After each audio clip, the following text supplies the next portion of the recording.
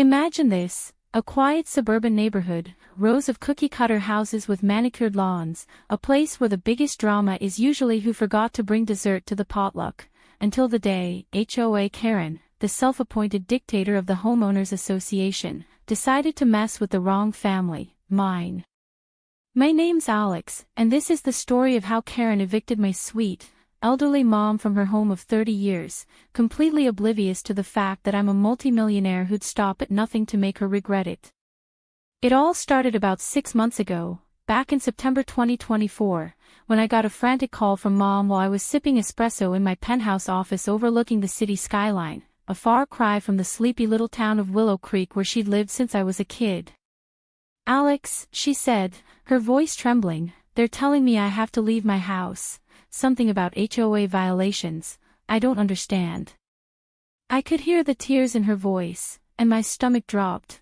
Mom was 78, a widow with a heart of gold, the kind of woman who baked cookies for the mailman and knitted scarves for the neighborhood kids. She didn't deserve this. I told her to sit tight, promised I'd handle it, and booked the next flight out from New York to Virginia, my mind already racing with questions. What violations? Who was behind this?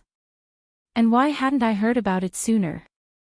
See, I'd been busy building my tech empire, a company that went from a garage startup to a billion-dollar valuation in less than a decade, and while I'd offered to move Mom into a luxury condo closer to me a dozen times, she always refused. She loved her little yellow house with the rose garden out front, the one Dad built with his own hands before he passed 15 years ago.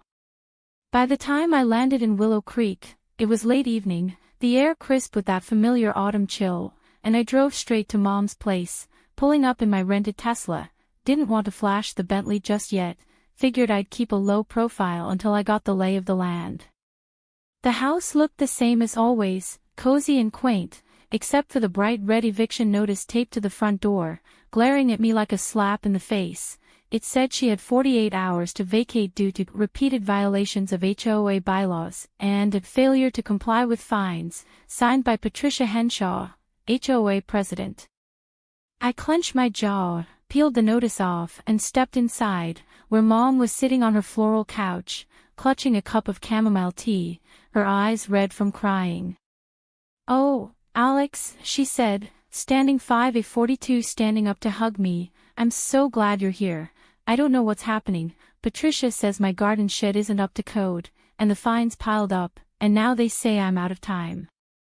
I hugged her tight, told her not to worry, and sat her down while I started digging into the paperwork she'd been sent, letters from the HOA dating back months, claiming her shed was unapproved, her mailbox was non-compliant, even her rose bushes were too tall, petty nonsense that sounded like someone with too much time and too little sense had it out for her. That's when Mom dropped the name again, Patricia, or as I'd soon call her, HOA Karen, a woman I vaguely remembered from my teenage years as the nosy neighbor who'd yell at kids for riding bikes too fast. I asked Mom why she hadn't told me sooner, and she sighed, "I didn't want to bother you, you're so busy, and I thought I could handle it." That hit me hard. Here I was, sitting on a fortune, and my own mother was too proud to ask for help while some power-tripping busybody tore her life apart. I promised her right then I'd fix it, but first, I needed to meet this Patricia and figure out what her deal was. The next morning, I drove to the HOA office, a little brick building tucked behind the community center, and walked in wearing jeans and a hoodie, still keeping it casual, not tipping my hand. Patricia was there, a woman in her late 50s with a bleach blonde bob, a fake tan, and a smile that didn't reach her eyes. She looked me up and down like I was some punk kid, not a guy who could buy her house 10 times over. "Can I help you?" she asked, her tone dripping with that condescending sweetness you hear from people who love being in charge. I introduced myself as Linda Carter's son, said I was here to discuss the eviction, and her eyes narrowed. She clearly didn't expect anyone to show up for Mom. "Oh, that," she said, leaning back in her chair, "your mother's been a problem for years, ignoring rules, racking up fines. She's lucky we didn't act sooner." I asked for specifics, and she rattled off a list. The shed wasn't permitted, the mailbox wasn't the approved design, the roses blocked sightlines. bullshit complaints that sounded like excuses to harass an old lady. I kept my cool, asked how much the fines were, and she smirked, sliding a paper across the desk. $12,000, plus legal fees for the eviction process. I nodded, said I'd look into it, and left without another word, but inside, I was boiling. This wasn't about rules, this was personal, and I was going to find out why. Back at Mom's, I called my lawyer, Mark, a shark who'd helped me navigate billion-dollar deals, and told him to dig into the HOA's records, finances, bylaws, meeting minutes, everything, while I stuck around Willow Creek to get a feel for the situation.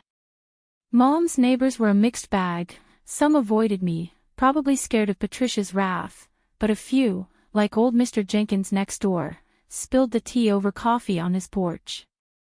"Patricia's had it out for your mom since your dad died," he said, shaking his head. "Linda wouldn't kiss the ring, wouldn't join Patricia's little clique. She's been looking for a way to push her out ever since." It clicked then. Mom was a holdout, a reminder of a time before Patricia turned the neighborhood into her personal fiefdom, and that made her a target. Over the next few days, I watched Patricia in action, driving around in her golf cart, barking orders at people over minor infractions, like a dictator in yoga pants, and the more I saw, the clearer it got. She thrived on control, and Mom's quiet independence drove her nuts. It clicked then. Mom was a holdout, a reminder of a time before Patricia turned the neighborhood into her personal fiefdom, and that made her a target. Over the next few days, I watched Patricia in action, driving around in her golf cart, barking orders at people over minor infractions, like a dictator in yoga pants, and the more I saw, the clearer it got. She thrived on control, and Mom's quiet independence drove her nuts. By the end of the week, Mark called back with gold. The HOA was a mess, financially and legally. Patricia had been skimming dues for consulting fees, paid to a shell company she owned, the bylaws were outdated and full of holes, and the eviction process sloppy as hell, with missed deadlines and improper notices. "You've got her dead to rights," Mark said. "Say the word, and I'll bury her in court." I grinned. This was better than I'd hoped, but I didn't just want to win, I wanted Patricia to feel the sting, to know she'd picked the wrong fight. So, I hatched a plan, a slow burn that'd hit her where it hurt, her pride and her power. Step 1 was saving Mom's house. I had Mark draft a cease and desist letter, citing the HOA's violations of state law and threatening a countersuit for harassment, then wired $12,000 to settle the fines, but not before leaking the payment to the neighborhood gossip mill, letting everyone know Linda Carter's rich son had swooped in. Step 2 was turning the tables. I bought the vacant lot across from Patricia's house through a shell company, then hired a crew to start building a community center. Nothing fancy, just a prefab structure with a sign that read, "Carter Community Hub, free for all residents." Patricia lost it, showed up at Mom's house the day the groundbreaking started, banging on the door, demanding to know what I was doing. I stepped out, calm as could be, and said, "Just giving back to the neighborhood. Thought you'd appreciate it, being HOA president and all." Her face went purple. She knew she couldn't stop me, not without exposing her own shady deals, and stormed off, muttering about standards and outsiders. The center opened a month later, with free Wi-Fi, a coffee bar, and a meeting room I encouraged residents to use instead of the HOA's overpriced clubhouse. It became a hit, and Patricia's precious meeting started shrinking, her influence slipping through her fingers. But I wasn't done. Mark filed a class action lawsuit on behalf of Mom and a dozen other residents who'd been nickel-and-dimed by Patricia's reign, alleging fraud, mismanagement, and emotional distress, with damages pushing $500,000.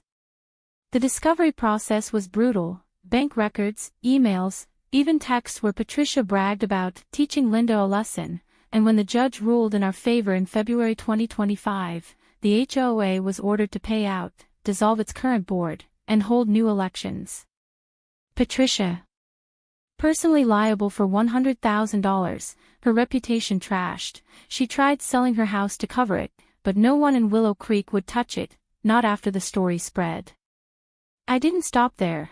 bought up 3 more properties in the neighborhood, turned them into rentals for low-income families at dirt cheap rates, and made sure the tenants knew they didn't owe the HOA a damn thing beyond basic dues. By March 2025, Willow Creek was unrecognizable, Mom's house was safe, her roses blooming brighter than ever, and the community center buzzed with life, kids playing, old folks chatting, a middle finger to Patricia's petty tyranny. She moved away last week, tail between her legs, to some condo in Florida. Heard she's already complaining about the neighbors there, but that's not my problem anymore. Me? I'm back in New York, but I fly down every month to see Mom, who's taken to hosting bingo nights at the center, smiling like she used to when Dad was alive. Looking back, I could have just paid the fines and walked away, but that's not who I am.